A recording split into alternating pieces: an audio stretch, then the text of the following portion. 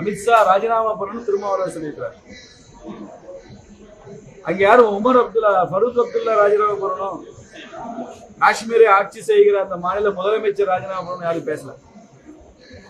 இதுவரைக்கும் தமிழ்நாட்டில இருந்து வந்த கண்டனங்கள் எதுலையுமே காஷ்மீரை ஆட்சி செய்கிற மாநில முதலமைச்சரை பத்தி ஒரு கண்டனமும் இல்லை. காரணம் என்னன்னு உங்களுக்கே தெரியும். எல்லாமே மத்திய அமைச்சரை பற்றி, நரேந்திர மோடி அவர்களை பற்றி.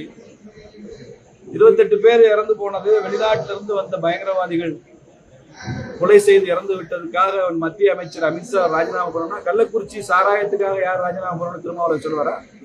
அங்க எத்தனை பேர் சார் செத்து போனாங்க? கள்ளக்குறிச்சி விஷ சாராய சாவுக்கு பொறுப்பேற்று ஸ்டாலின் ராஜினாமா பண்ணணும்னு திருமாவளவன் பேசியிருந்தாருன்னா, இன்னைக்கு அவர் பேசுறதுல ஒரு அருகதை இருக்கு, அவருக்கு ஒரு தகுதி இருக்கு. ஏதோ கேட்கிறாரு, செத்து போனா ரிசைன் பண்ண சொல்லுவாரு, திருமாவளவன் பழக்கம்னு சொல்லலாம்.